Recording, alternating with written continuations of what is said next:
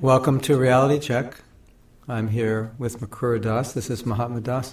We're going to be talking today about connecting with your Dharma. And I like the word inspiration when I use the word Dharma, because Dharma is using our particular gifts and talents, that which inspires us, that which we are meant to be doing in the mission of spreading Krishna consciousness or serving Krishna. The word Dharma means duty, it means truth, it means occupation, so many things. And for us, it's important to find something that we are excited about, something that we want to do for Krishna with love, so something where we can put our heart into. So when we join Krishna consciousness, we are taught the principle of doing the needful. Srila Prabhupada gave us this principle, and it's a very useful principle. But we see that devotees who have lasted in Krishna consciousness not only survived but thrived, that they actually specialize in something. They find something they are excited about, they want to, and they become better and better at it. So it's important for us to find something we like to do and that we can become expert in, and that we can give a nice contribution. We are creative beings, and we want to express ourselves, and we can use these things in Krishna's service. I want to read something that I love, and it's right in line with what you're saying. Don't ask yourself what the world needs. Ask yourself what makes you come alive, and then go out and do that. Because what the world needs is people who have come alive. And when I read that quote, I thought, although it doesn't sound entirely correct to say it this way, I think ultimately it is correct if we understand it in the proper perspective. So I changed a few things. Don't ask yourself what ISKCON needs. And you think, well, how could I say that? I should be thinking what it needs. Yes, that's true, but often we find when we're doing just what's needed and it goes so much against our grain, we can lose our inspiration, lose our enthusiasm. So if we look at it that way, don't ask yourself what ISKCON needs. Ask yourself what makes you come alive. And then go and do that.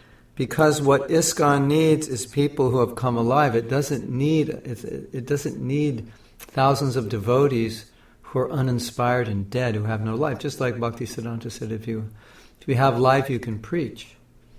So the basis of our life as devotees is to be alive spiritually. And the basis of spreading Krishna consciousness is that you have a group of people who are alive, who are enthusiastic. Srila Prabhupada wrote to one disciple, actually uninitiated devotee, that he should ask his temple president to find him activity that he is inspired to do.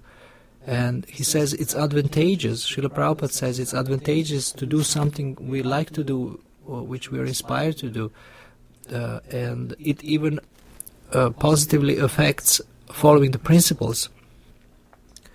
So this principle of doing something that you like to do, that you are inclined to do, is very, very, I think, important, but neglected.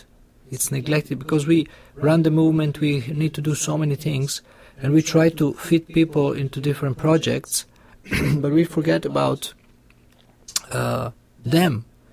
And when I do coaching, my focus is on the benefit of the individual. So I ask devotees, what is your dream?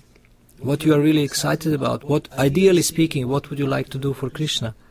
And then in the beginning they don't exactly know, but as we go on with sessions, then something emerges and they really become excited. I keep on asking these questions, what you really would like to do for Krishna? And then they come up with something. Well, here's something interesting in relation to what you said. See your desires as gifts to heed rather than longings to suppress. In other words, in Krishna consciousness, the idea of desire, material desire, it's a no-no, it's bad. You don't give into it. So when we're looking at our desire in terms of our inspiration, sometimes we confuse it.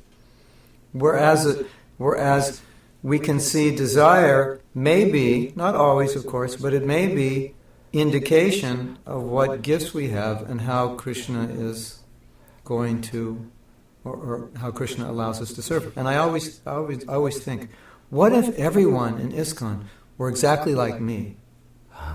I ask devotees this question. What if everyone were exactly like you? How would it be better and how would it be worse? And you can see both things. It'll be better because of your good qualities. It'll be worse because of your bad qualities, but it would be worse also because everybody would be the same.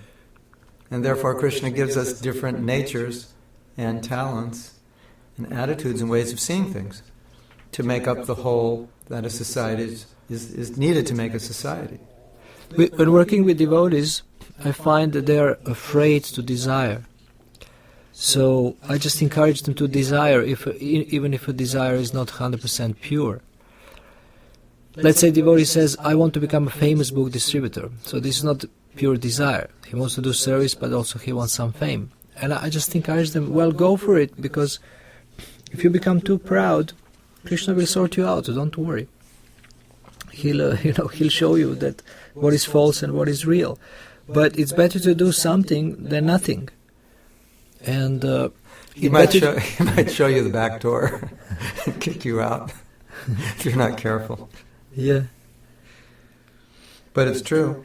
I mean, Prabhupada, he so often encouraged people whose motives might not be 100% pure, but they had energy, and he saw that energy, and he used that energy. Yeah. You know, do you ever hear that quote? Prabhupada said, he said, actually the goal is just to chant. You know, if we could chant 24 hours, and if we could sit down and chant, that would be the goal. And then Prabhupada said, but you can't do that. And he said, therefore, I've created so many big projects. You've heard that quote? I've created so many big projects just to engage you. And it's interesting because we think we have to save the conditioned souls. And Prabhupada's saying, well, in a sense, I'm giving you the service of saving the conditioned souls to save yourself because you have the energy and the inclination to do so many things. And in relation to what you were saying, I think a healthy attitude is if I have an inclination to do something, I know for many devotees there's a fear because I like doing it, I might get attached to it. Yeah. There's the fear. And that's a valid fear. I might use that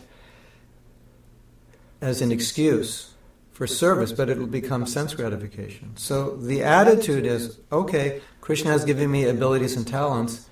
How can I use them favorably? And what is favorable? Favorable, according to our definition of surrender, is what is advantageous to spiritual advancement and advantageous to helping other people. So I have to at least be somewhat cautious when I connect with my Dharma now to be able to employ it in a way that I don't hang myself.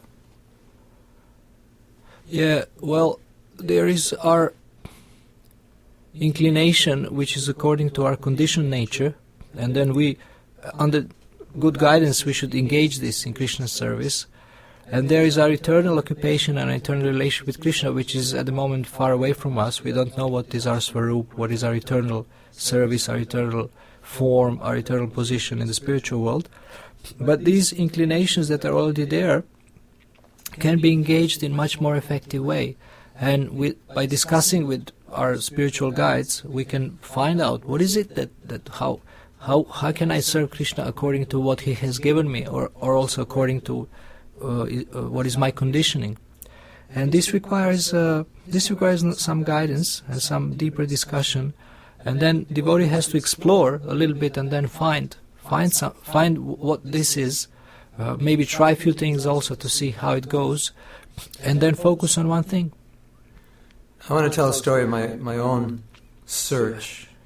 And I think a lot of us don't have to search to know what it is that moves us. Although, interestingly, if you ask many people, they'll say, I don't know. I don't know what I should do. I don't know what inspires me. And I I had an interesting experience to discover what I think I already understood, but maybe I was in denial or I was just blinded to it. My sister at this time was living maybe about 2 miles from the Los Angeles temple. So I was living in the Los Angeles temple. She wanted me to spend some time with her. So I said, and spending time with her meant doing a lot of things that she wanted to do. And so I said, well, if we do that, just give me till about 1 o'clock every day on my own to do my thing.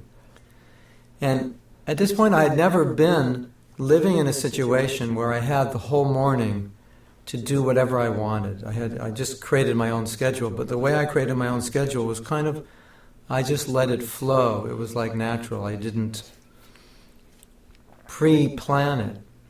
So I remember I would wake up early every morning, and what I would do was read. I'd read for 2, 3, 4, or 5 hours before I do anything. And after I read, I would chant my rounds. I would just leave her house and walk for an hour in one direction, turn around, walk an hour in the other direction. That way I was guaranteed before I returned, because I didn't want to chant there. I couldn't focus. I would finish my rounds. And she had a piano in her house, and in the room I was staying was where the piano was.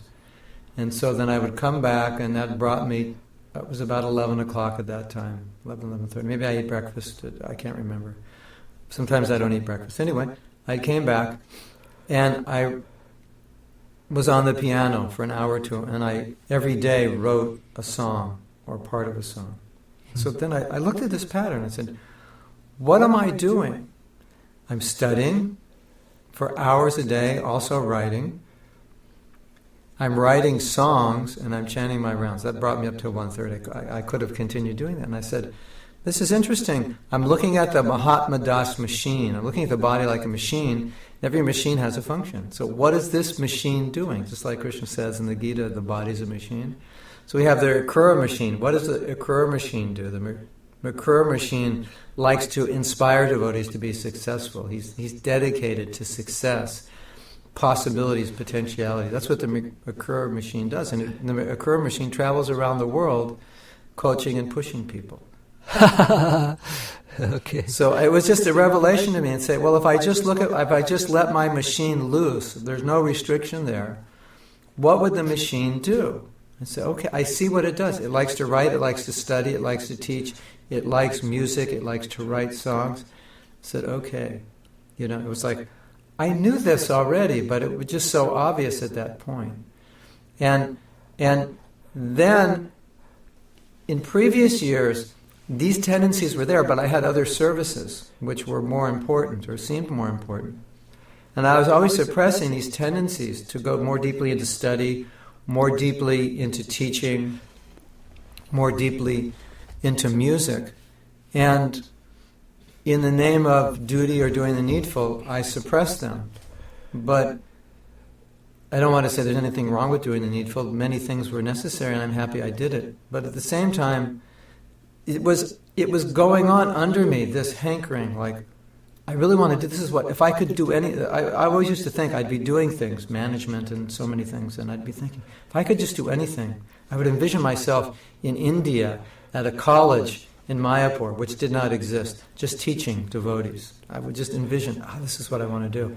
And I would see all the classes I would be teaching, but then I would just put that vision away. It seemed unrealistic, or I wasn't connecting. No, Mahatma, put it together. This is really where your inspiration lies. This is really what you want to do.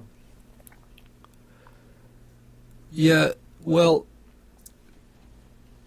it's not always easy to find what is your calling, what is your Dharma, or what is your voice.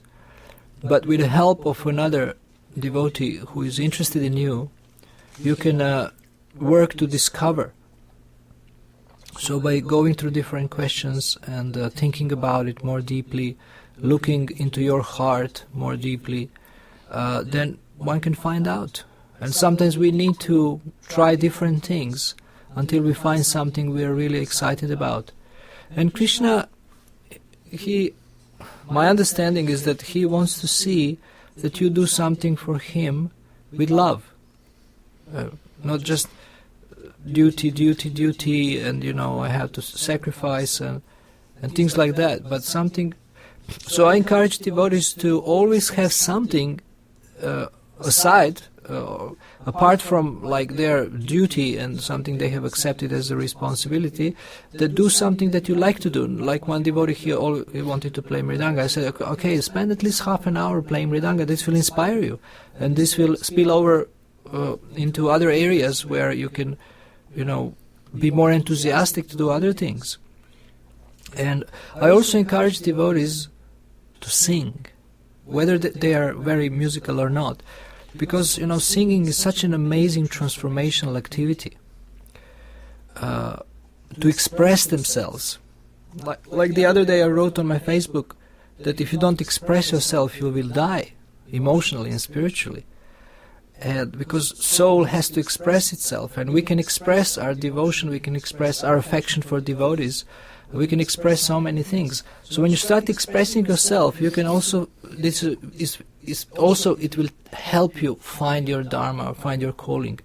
And then it becomes also natural. Like those who like to sing and to write songs, they feel very satisfied when they do something like that. And now so many other devotees become inspired by this natural expression. We have a problem that we have to deal with, which is feeling guilty for doing what I want to do. It seems, we're talking about here connecting with your Dharma, it seems adharmic to do that. No, we are given the instruction by the spiritual master. We should be free from all personal motives, anyabhilashita shunyam, and we should just dedicate ourselves without any personal interest. So this is the way we understand pure devotional service. Yet, on the other side, I like to look at our gifts like, let's say, we can look at them like money. Okay, you've inherited money. You have all this money. And you just put the money in the bank, and you think money is Maya. So you don't want to deal with it. It's just, where's your money? Oh, it's in the bank. What's it doing? You're getting interest on it? No, it's just in the bank. I don't want to deal with it. I don't want to think about it. It's just Maya. I just want to do what my guru is asking me. So then you're out on the street, and what are you doing? You're collecting money, because that's what your guru asked you to do. But you have all this money that's being neglected. So if we look at the money as a gift, Krishna has given you certain gifts. What are you doing with those gifts? Oh, they're in the bank. I don't want to use them. Those are Maya. I just want to do what my guru wants. We're not saying you don't do what your guru wants. You don't do what Prabhupada wants. But within his mission, there are so many things that he wants that are necessary, which could even be considered doing the needful, for which you can employ your talents. And as I said many times, which is so important, and I'm going to say it again, in case you didn't get it or you haven't heard the other conversations we're having. Srila Prabhupada said, when you lose enthusiasm, everything is finished. Another thing, which is very important, is for us to realize that Prabhupada came to America to spread Krishna consciousness. His goal was that he wanted people to be happily engaged in Krishna service. He wanted people to find a place where they'd be happy in devotional service. So a lot of times devotees have a lot of guilt surrounding what inspires them or what would so-called make them happy, because they think they should be doing something higher or different. But when you come alive, then you end up doing much greater service to yourself and everyone. And therefore, if we remember, enthusiasm is fundamental, and Prabhupada came here to make us happy, and we know, raso varjam rasopiyasya, if we're not happy, we're not going to stay in Krishna consciousness, we're not going to stay well. That can help us balance this whole concept of, the guilt of not doing the duty or doing what we might consider to be the highest service. There has to be a balance between sadhana and also doing what is our cherished project, something that we like to do. Sometimes devotees also neglect sadhana because they have something they like to do and they just do this all day long. They neglect family, they neglect other important aspects of their lives. But I wanted to mention something about being inspired. Please inspire us. Devotees sometimes say, I'm not inspired. I'm not inspired by classes. I'm not inspired by Mangala Arati. I'm not inspired by kirtans. So what I say to devotees is that it's your duty to be inspired every single day. It is your duty to ensure, it's your responsibility to ensure that you are enthusiastic every single day. How are you going to do it? It's your problem. So we can actually find ways to get inspired every day, but we have to become diligent. The mind has to become active, and we have to want this, to want this state, that I want to be inspired every single day. And it's not some kind of artificial hype-up thing. It's just connecting yourself. Like when you chant in the morning your rounds, this can be a wonderful process to become super inspired for the whole day. And if we listen to our rounds, you can be inspired. Your whole day is amazing. But if you're not connected with an inspiring service, you're praying to the holy name, and now you're inspired, but then you have to go into a service which is so much against who you are and your nature, that it's possible that service could actually be like a vacuum cleaner to your enthusiasm and just suck it out.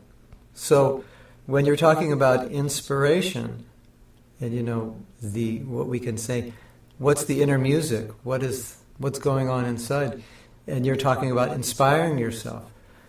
My experience is when you're connected to your Dharma, you don't have to worry about inspiring yourself. That's the least of your problems. You have to worry about calming yourself down and not becoming a workaholic, because now you're so inspired. Yes. You have to worry about spending, that time. You have to worry about the balance part of it, because now you're totally inspired. So if you don't have something that totally inspires you, that if you don't wake up every morning thinking, today I get to do this, then that's a problem. That's going to be a problem for you, because it's going to be that much harder to maintain enthusiasm just by your good rounds. Okay, you chant good rounds. I'm inspired to do what? Oh, now I have to do this or that uninspiring thing. And then what happens is, what I've seen in devotees' life, okay, they get inspired in their sadhana, and then they go to work, and the work has no relation to Krishna consciousness. So they come home from work and they're drained. So it's like the vacuum, right? All the inspiration they got has been vacuumed out during work, and they come home and they don't have energy to do anything. Well, whereas you find devotees who are inspired in a particular service, when they come home from work, now I have 2 hours to do this service. They're just waiting for that. So work is just, let's get it done and move on so I can get home. Let's finish it early so I can move on to my service. Well, how can you be inspired? That's a question that might be relevant for our listeners, devotees. That how can I be inspired when I have a wonderful morning chanting and dancing with devotees, or at my home, then I have to go to this stupid work. I think that someone who works, he can be inspired like anything if he sees differently his work, and if he sees preaching opportunities in his work. So if you see that you can do something at your work that will bring people closer to Krishna consciousness, then you are excited to go there and find these opportunities and just do something that is very, very valuable and significant. According to your particular nature. So, right. So when we say sharing Krishna consciousness, or we often say preaching doesn't necessarily mean sitting down and having a philosophical discussion or debate. It may mean distributing prasadam at work. Yeah. It may be hanging a verse from Bhagavad Gita on your desk for people to see. Or just building relationships so that people know this guy is he's interested in me. He's very kind, he's knowledgeable, he's experienced, he knows so much about so many things, he's a resource for me, And one day they will ask you, so where do you get all these things? And then you can tell them, well, I'm getting it from the Bhagavad Gita and the Srimad Bhagavatam and meditation, mantra meditation. I want to read something which I think will inspire devotees to be more introspective about what they should be doing in Krishna service. When God gives an assignment, He also gives the skill. Study your skills then to reveal your assignment. Wow. In other words, okay, I'm looking at my skill. What does Krishna want me to do? He's giving me these particular skills and abilities. I know many devotees who are connected with their skills. They know directly what they are, but they're not using them. And it's so painful. I have this skill, but I can't figure out how to employ it. So, number one, we connect with our skills. Number two, if I have these skills, what is my assignment now? How do I use these skills? And number three, begin somehow, anyway, somehow or other. Even like we find that Prabhupada says, when you write for your own purification. It's not to be published. So let's say you're connected with writing. So you just write. Or you want to write a script for a movie, or you want to produce something. Perhaps it'll never happen, but you begin the process because that's where your inspiration lies. As if I had the experience. I don't know if I mentioned this before. I had the experience.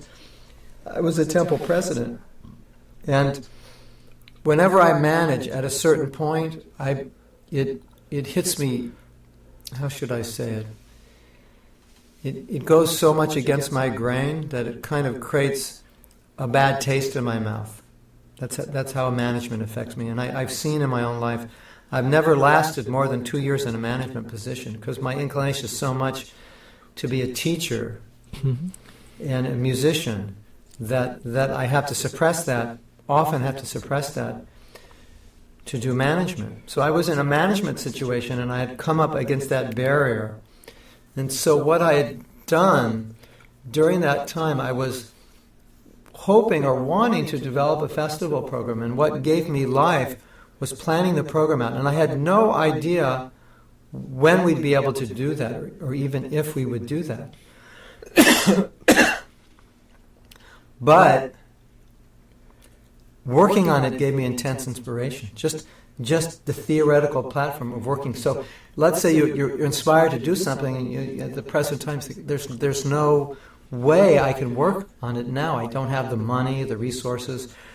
I don't have enough people working with me. At least then you can begin planning it. How will you do it? When will you do it? How will you raise the funds? Perhaps it's a 10-year project. You say, well, I'm going to retire from work, or I'm going to take a vacation, and on that vacation I'm going to work on this, and if I take 2 weeks every year in 10 years I can finish it. Something just to connect with it. Start dreaming about your goal, about your project, about something wonderful you want to do for Krishna. And dream boldly, don't be afraid, and don't think, oh, there is no resources, because there is unlimited resources. Don't limit yourself by thinking like that. But if you can ask yourself this question, if time and money are not an obstacle, what would I do? If I would have unlimited time and unlimited money, then you may come up with some ideas. But it's very, very important. So I would like to ask Mahatma Prabhu, what is his dream? What is his passion? What excites you? What is this exciting thing that you want to do for Krishna? Before I answer that, I want to say one other thing, which will be a preface to this answer. What excited me when I was young was rock and roll, which excites many young people who are crazed with the desire to be famous, and also love playing music. And I don't know how strong the desire was. It was not extremely intense, but I had a desire that it would be nice to be a rock and roll star. So many years ago, I saw an interview with some rock bands, and they told their history of how they went from nobody to somebody. And in every case, what they would say was, they would see some band on stage, and they'd be thinking, I want to be there. I want to be on stage. Yeah. With an intensity and also a determination and a confidence. I could do that also. I could be up there. I want to be up there. Just an intense drive. Every single band said that. And I said, yes. That's what's required. So something similar happened to me. A devotee called me and said, there's this really good seminar. You can go for free through my company. I think you should go. You'd really like it. And the weekend of that seminar, I was free. So because I trusted her, on her recommendation, I went. There were about 1,000 people there. I'd never been to a seminar before outside of ISKCON. There were 1,000 people there. Huge stage, huge screen. You know, you're in the back, you could hardly see the speakers. So they had this huge screen, big sound system, everything's being filmed. Music, lights changing, going up and down, different exercises. The people on the stage totally inspired, funny as anything, dramatic. They knew their subject well, great presenters. About 3 hours into it, I was sitting in the audience and I said, there were actually about 25 devotees there. Ooh. And in my mind I was thinking, why are we in the audience? We're supposed to be on stage. We're supposed to be sitting in the audience. We're supposed to be doing that. I got so inspired, and I was sitting there and I was thinking, I don't know what it's going to take to do this, but my vision was at that point, I was standing on the stage and there were 1,000 people. And one of the things that you do in the seminar is you share with one another. So I was envisioning people sharing their realizations in the seminar. I understand I'm not the body because I'm different from my mind and my body's changed and it's new chemistry now. I'm not the same as I was. And I envision, if I envision myself as 5, I can see that body's different and so forth. So I just had this vision and I was thinking, if I can do that, and thousands of people are doing that, and I'm walking around the room listening to thousands of people express their understanding and realization to their partners, I want to call Prabhupada to look at it and say, then I can die peacefully and say, Prabhupada, I did it. I established a company and it's going to go on and there are other devotees doing it and now we're doing it all over the world and we've developed these seminars and it's transforming people. And all these people are learning about Krishna who would never dare or dream of coming to a temple. So that inspired me tremendously. And then from that inspiration, something amazing happened. And I have to tell this because I think it exemplifies everything that we're talking about. Prior to that, a few years prior to that, maybe 5 years prior to that, I was in Vrindavan. I had spent about 2 years in Vrindavan. And while in Vrindavan, I was working with the VIHE, both as a teacher and in a management capacity to a limited degree. I helped them with the advertising, with the strategy. I helped them develop. It's more like a consultant in the consultant capacity, but I helped them develop the tape ministry, and I helped in any capacity that I had talents for. And then I taught. That was my main service was to teach. So I did that for 2 years, and my daily schedule was that I would study and write about 4 hours a day before I would even begin preparing for my class. And then I would prepare for my class another hour or two, and then I would go teach the class for an hour and a half every day. What to speak of living in Vrindavan. So it was, for a Brahminically inclined person who likes to teach and study and write, it was ideal. So what happened was, at that point, I had no home in America, and we had no children. We had no stability. We had nothing in America. When we would come back during the summer to America, we would just rent an apartment, find something, and then we would earn a little money. So at a certain point, my wife said, if we don't have a place to come back in America, and every time we come back, we're looking for a place and borrowing cars, and it's too unstable. I can't do this. I want to raise a family.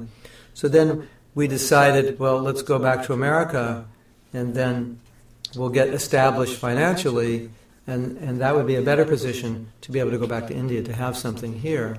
So we have the home, we have some income. We didn't have any income. So we decided to start a business. And I never worked in business, and it was a rude awakening to the world of business. And the greatest awakening, this was something I should have realized, is that I'm not a business person. So having to do that was drudgery. It was pain. It was suffering. I hated it. Just waking up and looking to do that was horrible. And what happens when you're in that situation?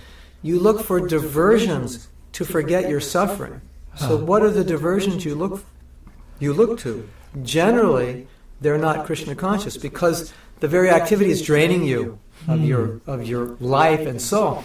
So then you just zone out watching television, or you zone out reading some books or some movies, or pick up your guitar and play it for 4 hours. You want to escape. And when it gets really bad, you escape into some kind of addiction.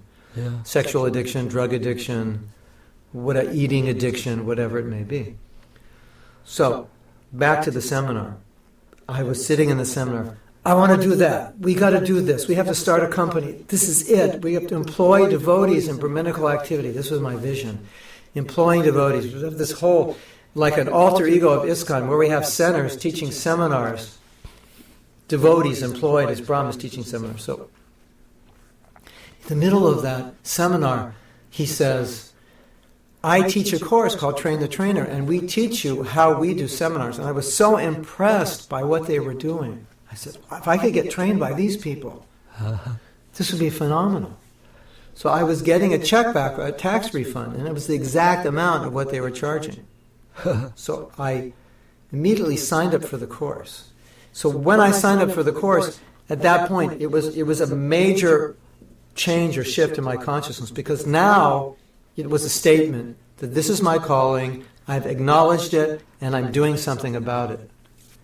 And what I noticed at that point, all the Maya on the periphery of my life that would allure me when I was burned out from doing all the stuff that wasn't me, that wasn't inspiring, it vanished.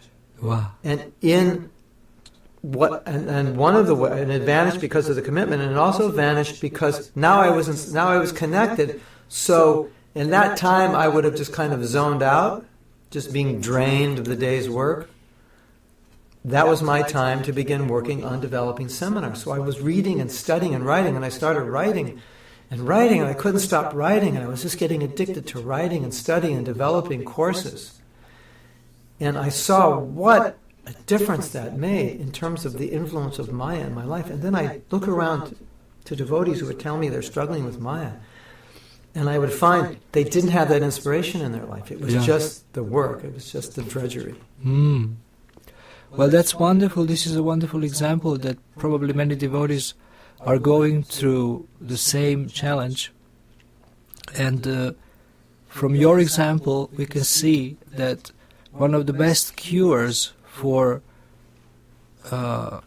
being distracted from Krishna consciousness and getting into all these kinds of things that we try to escape to, which are usually detrimental to our spiritual life, is to find something you are excited to do and, work on it. And even if you start doing it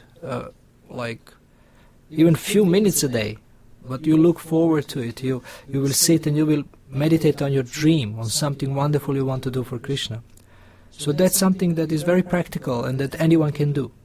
When you say dream, when I looked at my dream, I had a vision of me standing on the stage. And when I do japa retreats, often I have a vision of sitting on a stage chanting japa with 1,000 people who've never chanted before. I actually have that vision, and I can see how important the vision is, because the vision drives you to make that vision a reality. So when you say you connect with a mission, it's good to have the vision of what could be the outcome of doing this. Or right now there's a devotee here, he's making a movie, a feature movie.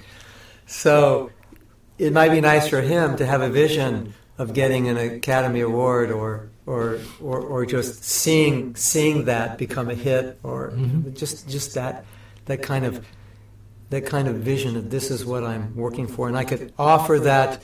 What if this became a hit? And offering that at Prabhupada's feet on his Vyasasana, the Emmy Award, or like Tamal Krishna Maharaj, when he brought Srila Prabhupada when Prabhupada said, what kind of preaching are you doing? And he said, I'll show you. And he brought 10, 20 shaved up brahmacharis. He said, this is my preaching. That's the offering. Like the offering of flowers. I want to make this service as my offering to my spiritual master. And having that vision of someday I'll be on television, someday I'll have the syndicated radio show, someday I'll have the orphanage, someday I'll have the #1 selling book, or the CD that hits the top of the chart, whatever it is, and then I can offer that to Srila Prabhupada. One devotee said that he would like to have be like a retreat guide, or not retreat guide, but these things when you go in nature, right? And then you have like an adventure in nature. You go through all kinds of things. You go in these mountain rivers, and or go down the river, or climb and things like that. And he would like to preach in nature like this, and use all these experiences to show people how we are connected with God, how our skills come, and so many things.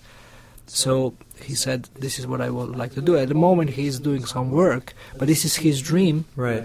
And gradually we will work on achieving this. So this is exactly where coaching can help, to help you to achieve what you want to achieve for Krishna. Gita coaching that I do.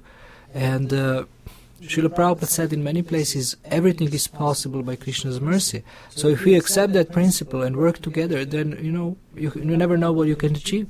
Akrura, he's a very powerful coach because he gets right to the point. And he helps you see your blind spots. He helps you see where you have to go to take the next step. And he doesn't really force you to do anything beyond what you want to do or what you can do. He just encourages you and shows you how important it is to take the first step, how little it may be.